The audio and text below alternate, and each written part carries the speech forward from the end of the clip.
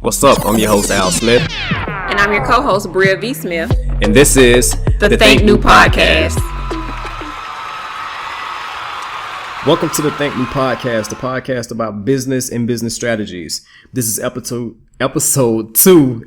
And on this episode, we will be discussing how to handle ideas. Now, this is coming from the book that Bria V and I wrote called How to Jumpstart Your Business to Success. And this is a series that we're doing. And so, like I say, in this episode, this comes from section 2, and it is how to handle ideas. What's up, Bria? What's up? How you been? I'm great. How are you? I'm all right. That's great. Glad to hear it. Was the day a hard day?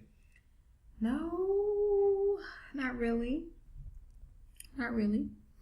Any client stress? Actually, no. I've gotten a couple calls so far, but no client stress. Okay. All right. For me, still managing the team. Thanks. Thanks for all that you do. You are our hero. We don't tell you thanks enough. All right, man. Anyway, let's go ahead and get started with this here. So, how to handle ideas. I want to read a paragraph that we wrote, and it reads as this. Every business starts out as just a thought, which forms into ideas that could potentially be great and innovative businesses. What should you do with a great idea? And the first tip that we have is write it down. The second tip that we have is write everything you can down. The third tip is the more details in your in your notes, the better. The fourth is keep the notes together. And the fifth is a special notebook or place in your phone or document in your file cloud. So let's talk about writing everything down. Bria, would you like to start? Yeah, I'll start with this one because, So when we say write everything down, I know everyone learns and records information differently. True. So writing does not have to be just pen to paper or pencil to paper. It can also be digitally. Mm-hmm. But you want to write it down. I know people are like, oh, I got this idea. Well, can you tell me about the idea? Well, and it's like this long pause. But if you can say, yeah, I can tell you about the idea. Hold on 1 second. Let me get my notebook. Or 1 second, let me log into my laptop and go to my Google Drive to get my Google Docs so I can share with you some of the ideas that I had. Mm-hmm. It's going to be so much more concise, so much more just easier to converse about an idea if you've already written it down. True. That's true. And I'll say this too. In the beginning, whenever you're thinking about a new idea, in the beginning, some of your freshest ideas and some of your greatest ideas come from the beginning, and when you start to like really conceptualize your thoughts into ideas. And so writing everything down, man, it's definitely a must that you do. The next tip is the more detailed in the notes, the better off you'll be. And I think that's true as well, because like I just said, in the beginning, that's when you have like some of your brightest ideas, some of your best ideas. Right. And so there's been times where it's like you make a note and you're like, man, something else went along with this idea or with this notation, but it wasn't clear, it wasn't detailed, so you can't recall. And then now it's kind of like something that was a great idea because it's missing important pieces. It's just like, it's an okay idea.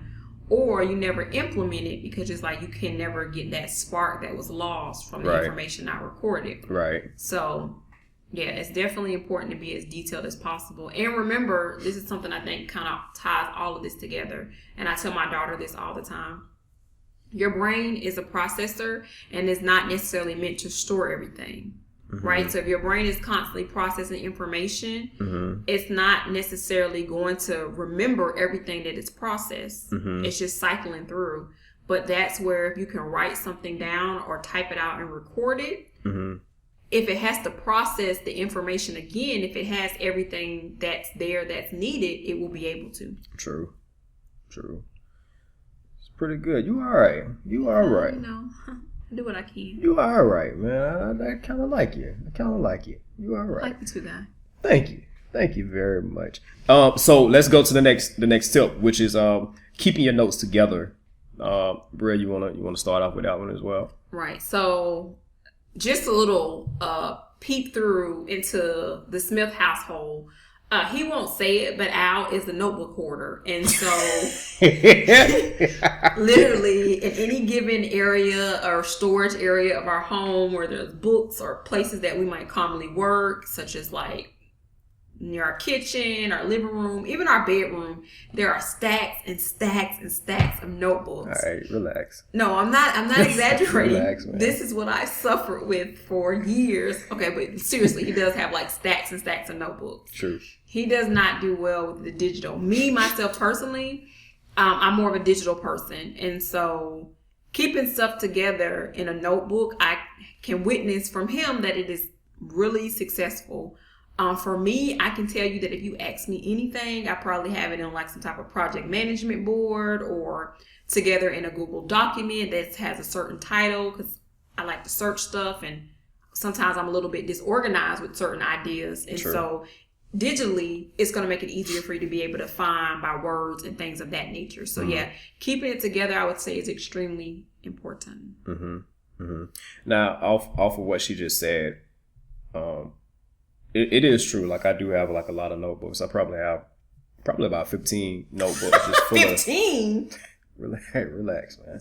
Probably about 15, maybe 30 notebooks full of just like notes, and more notes. And like she said, I'm not very good on like the digital note keeping, which in my phone, like I have a million notes on my phone as well. But I do love the idea of pen to paper. Like I do love that because it's something that's like tangible, and I really don't trust like the digital thing that much. I just kind of feel like Conspiracy theories. Yeah, conspiracy theorists, Al over here. But I just really feel like that. And in the book, in the How to Jumpstart Your Business to Success book, it is a section where you can write down your notes and your thoughts and your ideas and stuff like that in the book. So if you pick up the physical copy, which you can purchase that on Amazon, and we'll leave the link in the description. Or if you download the digital copy, you can print it out and use it when you're going on your way. But those are just like the things for me. And she's right about again, like not really wanting to use the not really wanting to go the digital route with things. Like for instance, when we do work, we have to send the work back and forth, for revisions and just so the client can check up on it. And as we are doing things, like we have to communicate with the teams and really discuss like the project and things like that. And so a couple of months ago, she introduced me to Trello.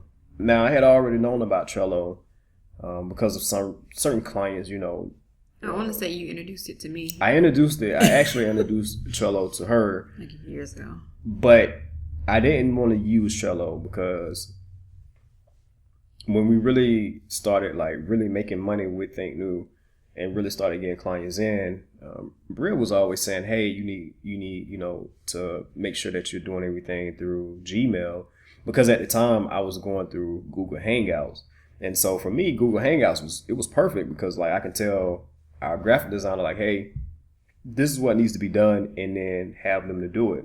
It was instantaneous for me, which was good.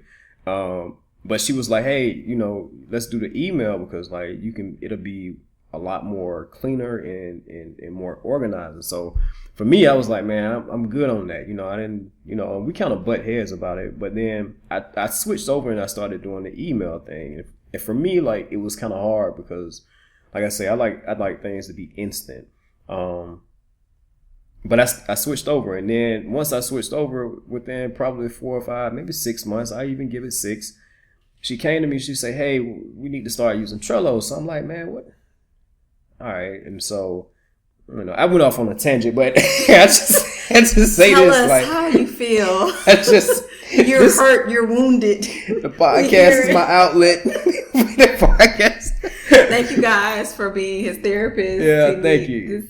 This is eye opening. I'm sorry for the trauma that I caused you. It was a lot of trauma, but the more notes that you have, you know, the better off you'll be.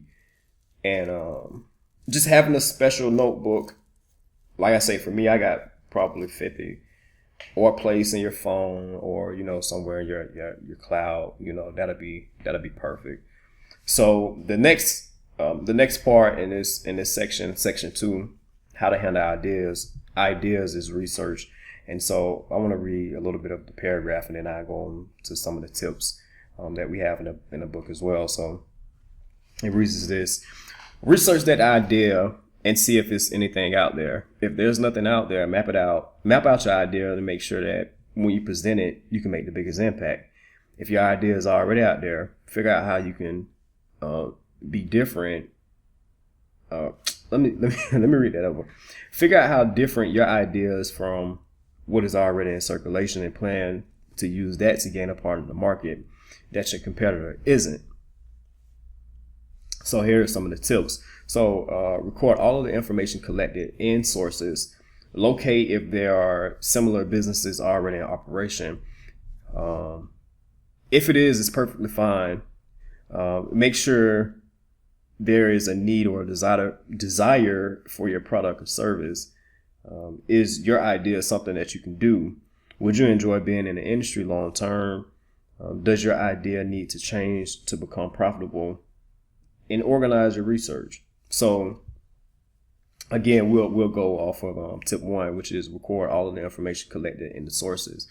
It's important, like we were just saying just now, that it's important to record everything that you're getting. So, you know, if you're doing retail or e-commerce or something like that, it's important for you to know who has the best deals on whatever goods you're trying to get.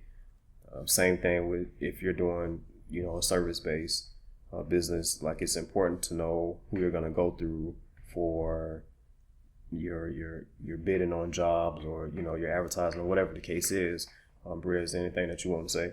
Yeah, I think research is one of those things that's extremely important in the infancy stage of like an idea, right? And so just think about like school. You're doing a research paper, you have to cite, you know, the source of where you got the information from. True. It's kind of like the same thing when you're like researching ideas. Like, okay, there could be a million articles out there on a certain particular subject matter, but when you spend just say 3 hours reading through those articles, you want to know that you got, you know, that piece of information from just say entrepreneur. Like, you don't want to have to go back through and spend another 3 hours trying to figure out, where did I get this piece of information from? That's super important. So citing and writing down, I would say, like, where you're getting information from. It will save you time in the future, as well as being able to maybe see if there's something that maybe contradicts that article or that information that you found. Mm-hmm. You can kind of compare them a lot easier if you know where the two different informations came from. Mm-hmm. That's true. One thing that we normally come into with our like newer clients is businesses that are already in operation. So the next tip is locate if there are similar businesses already in operation. And we said, if it is, it's perfectly fine. And so with newer clients, we run into that problem a lot. Like, they'll come to us and they have an idea, and then once we research the idea, we find out that it's something else something else that's already out there. And then a lot of times what people will do is they'll get discouraged, and it's like, why are you getting discouraged? Like, there's nothing wrong with another business being out there. It's perfectly fine. As a matter of fact, like, it's good a lot of times if a business is already in existence, because they've already put in the hard work to, you know, get that particular industry exposed. And if they haven't, then, you know, they made it a little bit easier for you to come in and do it, because maybe it's something that you see that they're lacking in that you can capitalize on. So, Bria, did you have anything? Yeah, I think the discouragement part is like the biggest thing. Like it's like 4 out of 5 clients that run into that. Oh my gosh, I thought my idea was so unique. And then it's like, well, we found, this company that does it. And it's like, oh no. And then they spend time like obsessing about someone having the same idea instead of looking at it as, like you said, a benefit, where if they are making millions of dollars, one, that tells you that your industry is profitable, right? True. So that shows that you're going in the right direction because your idea can make money. True. Like you said. 2, it shows you that, hey, what they're doing right, you can possibly do too, but also what can you do to be different, to set yourself apart? What's your unique sales proposition when it comes to that industry? And a lot of times, like, people have to remember, Amazon is not worried about Walmart. Walmart's not worried about, Target. All of these companies sell very similar things in similar industries, but let's face it, each of them, we know them for a different reason. True. And I'll say this too. Here's a good tip. If it's already a business that's out there that's doing something that you are trying to do, look at that business. Like, really research that business. Really pick apart. And what I mean by pick apart is, like, really see what they're doing and see what they're doing right. Because, like, the clients that come to us and they'll say, well, I don't want to look at this business, or I don't really want to know anything about this business because I'm trying to do my own thing. And that's fine. But at the same time, it's good for you to know just what your competition is doing, because that's how you'll be able to determine what their strengths are and what their weaknesses are at the same time. And I don't care how big the business is, like, it's always a weakness in a business. I'll give you an example. So Walmart is the biggest retailer in the world, and one of the biggest retailers in the world. Now, one of their strengths are their prices are low, and the goods that they have are quality. But Target, which is I think a second competitor to Walmart, they have their own way of doing things. And so where the strength is for Walmart that they have low prices, the strength is for Target that they sell things for vegans. Walmart, you really can't find things for vegans. And so Target came in, they seen what the need was for Walmart, they figured that out, and then they specialized in something totally different, and so from totally different from Walmart. And so Target, they came in, and now they're starting to get like their own market share or their own piece of the market with vegans. And so, like, it's always something that you can learn from a business. And the same thing with Amazon. Is like, yeah, Amazon is the largest retailer online, but it's things about Amazon that can be fixed. And if a business can come in and specialize in a certain thing, yeah, you might not be as big as Amazon, but you would still be able to get some part of the market share if you really research and you found out, what it is that can be implemented that this other person is not doing. So it's great to do research on the company that is doing, the same thing in your industry. Did you have anything else that you wanted to add? Nope, I think that sums it up. Yeah, I know I was good. I know. Another tip is make sure there's a need or a desire for the product or service that you're trying to offer. I think that's important too. Like, we just kind of like touch bases on that with the idea of Target and the idea of Walmart. The differences between the two. Did you have something that you wanted? Yeah, and it's like the idea that any idea can be a good idea as long as it's marketed, but also it has to be, someone has to want it. The idea of selling someone something that they don't want. I mean, I can tell you how many times I've, like, with the side eye when you're somewhere and someone's trying to force something down your throat to try something or to buy, something, and it's like, oh, I don't want that. Why do you, it's not something I want. I don't need it. Right. Or someone telling you, you're in the mall, in the kiosk in the mall. I don't know how it is in your area, but here, like, in the mall, there's, you know, people like, oh, you want this flat iron, for an example, from this exclusive flat iron company. It's like, my Conair flat iron works just fine. You know, I don't need that. And they're trying to force something on you. But it's one of those things, like, if they would have done their research, they probably could have been in a place that would have been better fit for their particular item and industry. Yeah, it's this thing like this. And I want to give you this tip, and I want you to carry this tip as long as you live. Don't bring turkey legs to a vegan fest. You feel what I'm saying? Like, don't bring turkey legs to a vegan fest. Like, it'll never work, man. Ain't nobody want it. And so just make sure that your product or your service is desired and is needed in the industry that you're breaking into. So the next tip is the idea something that you can do? I think that's important. Like, you know, if you are a person that is you're trying to do dog grooming, but your hours of operation are from 9 to 5, and you work a job from 9 to 5, then you won't be able to do it. Like, is this something that you can really do? Like, is it something that you can commit your time to? And if not, you can't do it, and say you're like going to outsource, then it has to be some really strong research and some super strategic planning. Because there are businesses that function on you not basically being so hands-on. Yeah.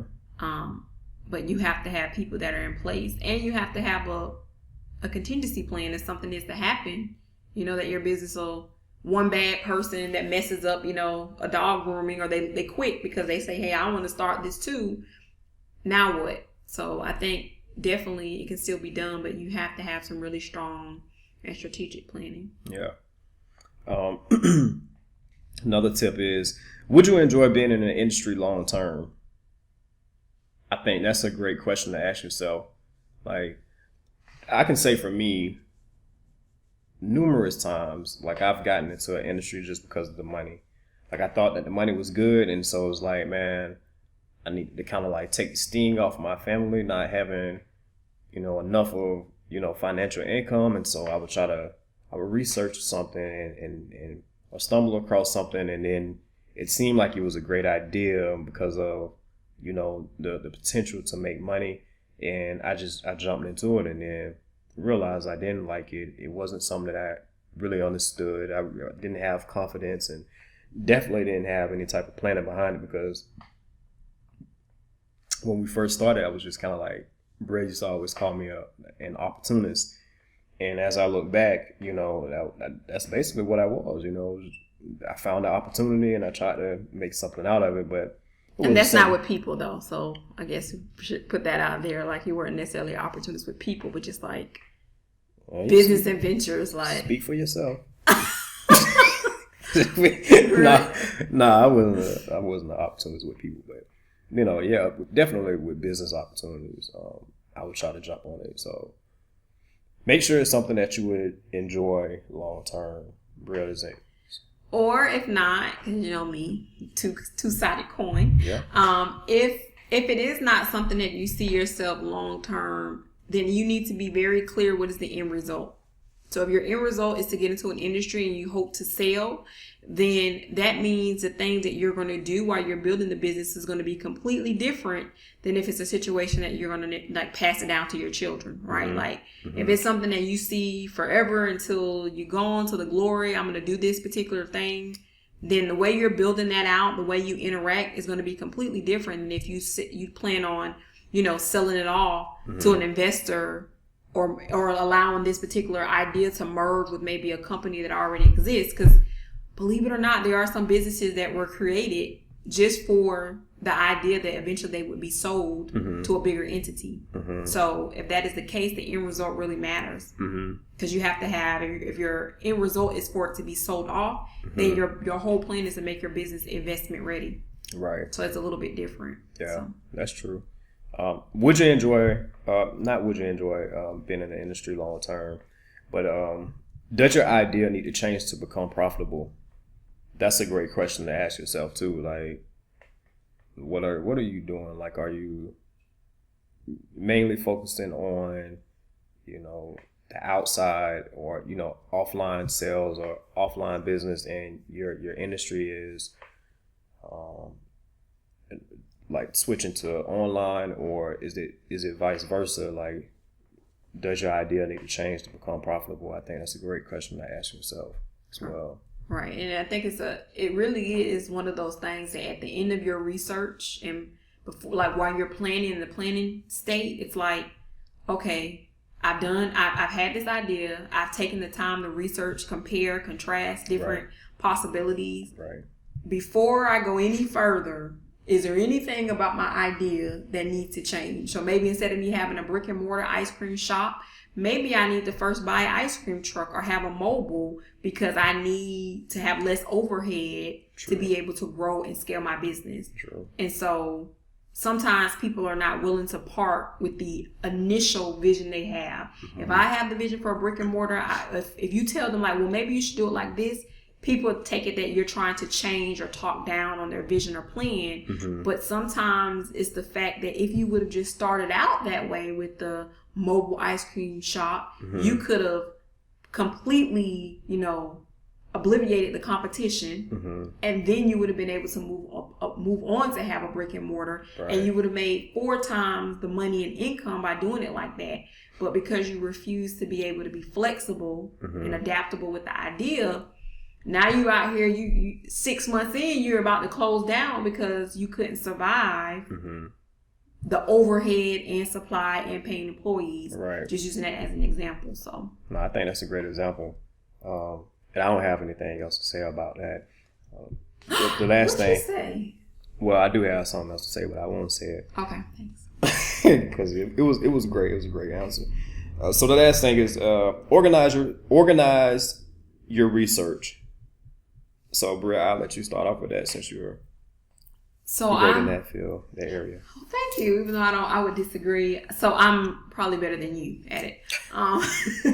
So, guys, if you see how she just pointed at me, man, just, boy, I tell you what. So it's one of those things like everybody records research differently. A lot of times I'm one of those people that I will just kind of capture.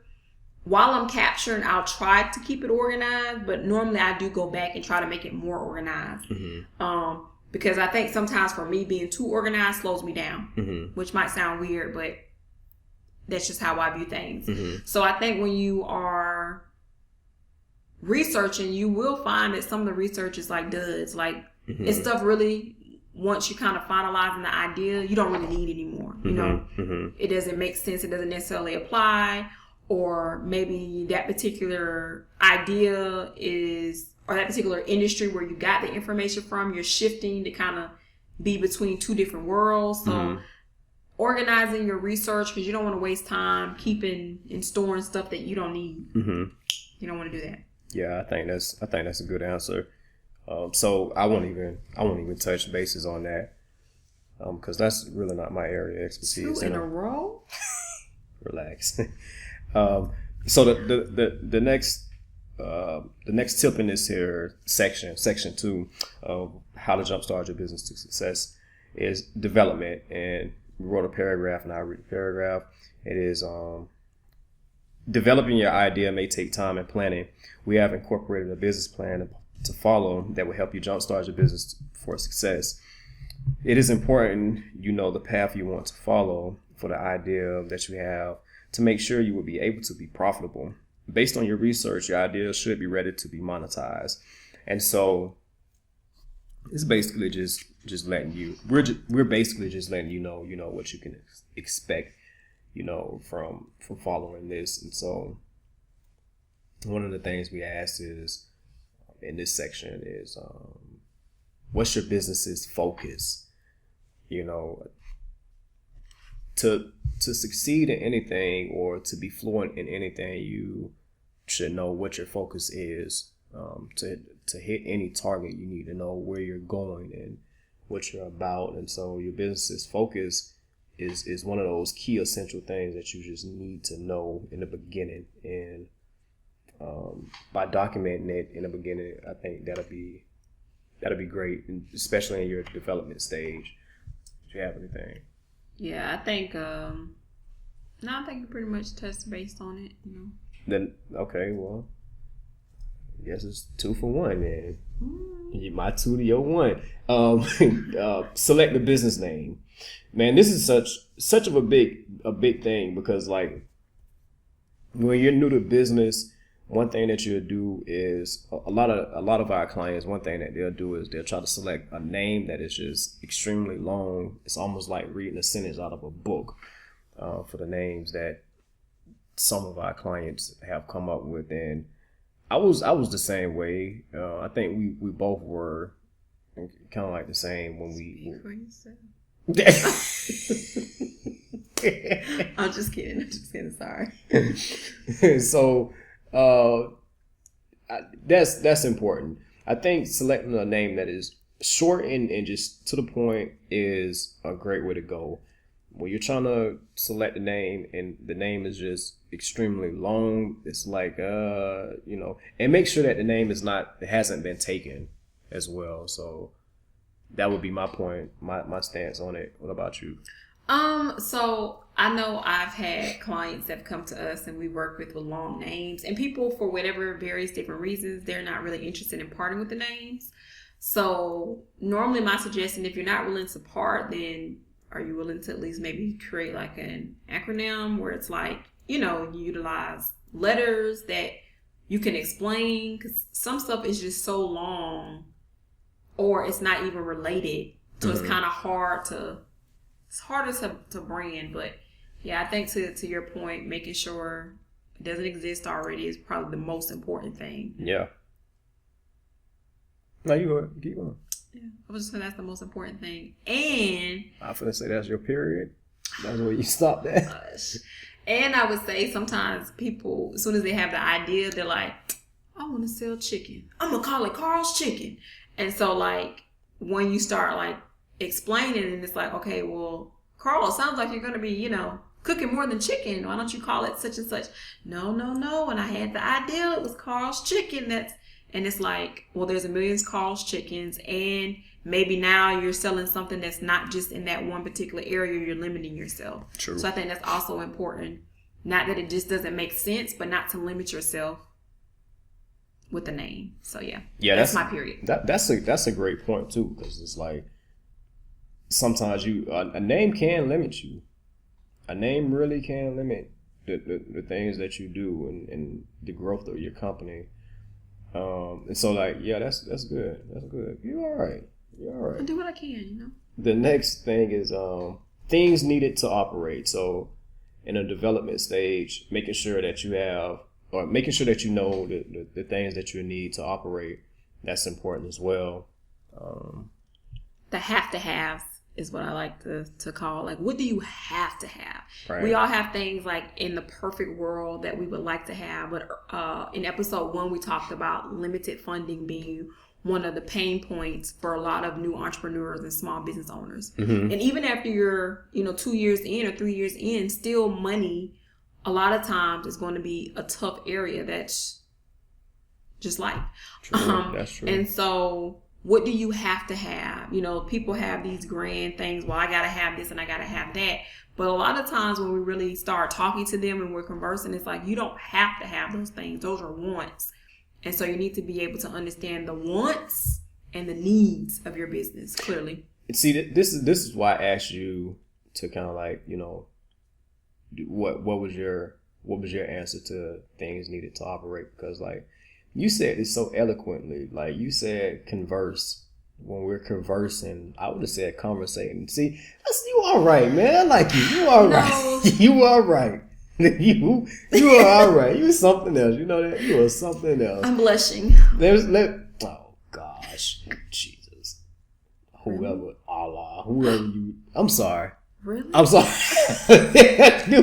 My bad. Let's go to the legal structure. So, what would your business legal structure be? Is it going to be a sole proprietor? It's going to be an LLC. It's going to be an S corp or C corp or incorporated. Like making sure that your legal structure is together is important, and everything that we're talking about right now is important. Shoot, man, the whole book is important. Just because like that's how we wrote it. We wrote it to be important to meet the things that would be important to starting your business. So you're gonna hear me say like it's important a lot. But anyway, so I want to kick down some of the differences between for these here legal structures. So for as sole proprietor, basically that's just you. That's just you. Operating. You don't have a team. You don't have multiple people in your business.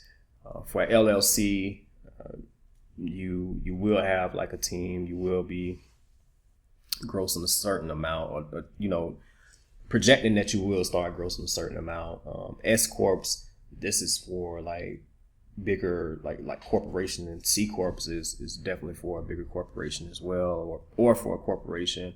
Bria, is there anything that you want to say about it? I would say do your research. Also, by providing you this information, we are not attorneys, and so we're not providing you legal advice. This is for educational purposes only. So I would say that you need to kind of understand the differences between most people that we've come in contact at this point are normally going to be like solos, so the sole proprietors, or LLCs. I think we've had maybe like 1 or 2 clients that did the S corp thing, but you have to understand why, because there's different tax implications for these different entity structures, as well as titles. My thing about CEOs, if you know me, and I know he mentioned in episode 1, I'm not a big on titles. People get lost in titles, things that make them seem important. We're all important. I believe in you. That's something I say a lot. But don't get lost in a title. And sometimes people have titles that are not appropriate for their business organizational structure. So don't come across as basically ignorant because you're calling yourself something that's not possible for your business structure. So yeah. No, that's good. That's real good. Great. That's real good. The next thing to consider is finance mapping and planning.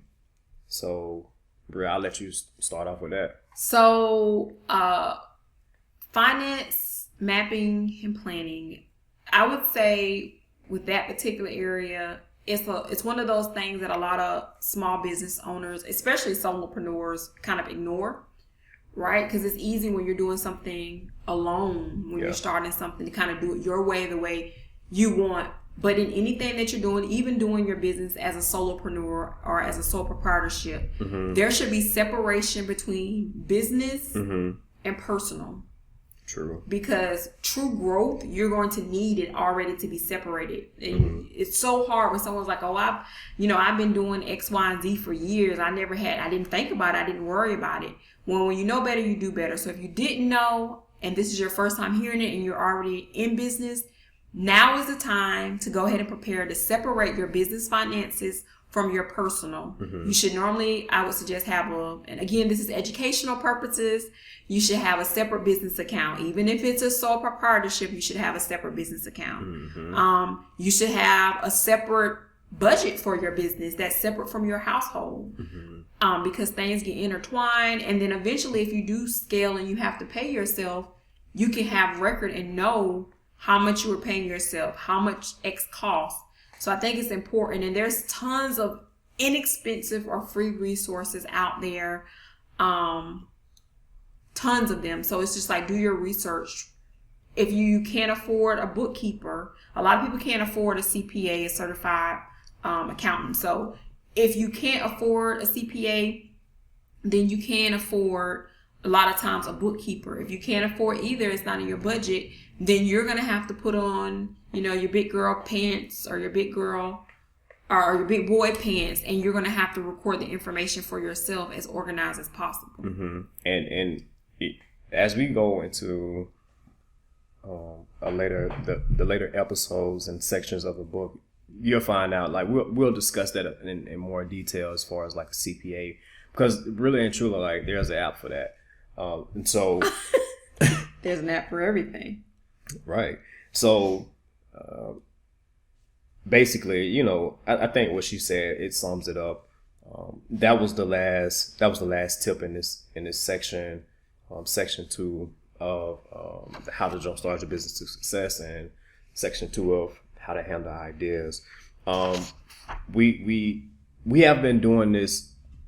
Well, this is the second episode, so we did it in the last episode, and we asked our followers to ask a question that can potentially be answered on the show, and so I'll let Bria ask the question this time, and we'll try to answer the question. So, all right. So this is a person that wanted to remain anonymous, but the question is a Fiverr logo a good start, or to use a Fiverr logo, is that a good start for building a business? And the person I saw that asked this question is probably because I went on a tangent in probably like a Facebook group about, you know, people are asking, hey, where should I go get a logo? And people will suggest Fiverr. I don't know if you want to go first, since that's kind of more your area of.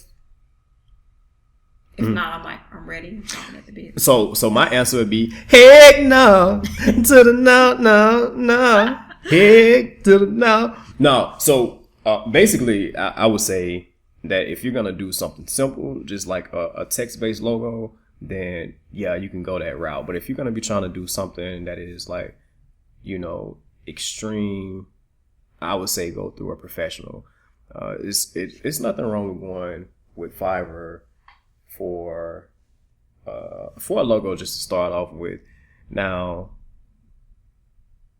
you run into certain problems, and as we go down in the next couple of episodes or so, we'll talk about that more in detail. But I mean, it can be good if, you know, when you're just trying to start out, if you don't have any type of, you know, budget, and if you don't know how to do it yourself, like it can be good. But I would just say that just to stick to something text based, and like I say, we'll discuss that in a deeper detail in a later episode. So that's my period. You can yeah, I don't want to get too in depth in this because I know that's coming up with, is it like the next 2 episodes that we'll talk about that? I think that'll be in episode 4. Episode 4, yeah. So if you have questions about how do you build a logo, what's all that type of stuff, we'll talk about that in episode 4. I am not a Fiverr fan when it comes to those types of creative services for various different reasons. But I would say if you can't do it yourself, by various different apps, again, text-based, then I guess if you have to, because you have to work with what you have, mm-hmm. then I think that it's okay if it's text-based. So yeah, that's my answer. I think hopefully that answers the question that came through. If you all have a question, you can email us. And for me, like I'm doing it directly. So if you have just like a question, like you can send me a text. I'm that type of guy. Like I'm on social media, but I'm not on social media. So like for a lot of my stuff, like I'll drop like episodes and I'll drop tips and things like that, but I'm not really on the social media thing like that. So if you want to get in touch with me about a question, you can send me a text at 904-516-0151, and I try to answer your question, and we may even feature it on the podcast, or shoot, we may even dedicate a whole episode to that question if it's good enough, or you know, if maybe it's feature you on the podcast. Maybe feature you on the podcast as well. So yeah, just send it to me if you have a question. So, or if you don't want to text Al, you can send us an email at podcast@Thinknue.com. All right. Well, how do we get in contact with you? Oh, well, you can follow me on social media. I'm everywhere. So Bria V. Smith on Facebook, Bria_Thinknue on Instagram. Yeah, just Facebook or Instagram me. The other sites I'm not really active on, and so I don't want your questions sitting there aging. Going dormant. Yeah, basically. So yeah, I think that'll wrap it up for this one. My name is Al Smith. I'm Bria V. Smith. And this is the Thinknue podcast, and we're signing off.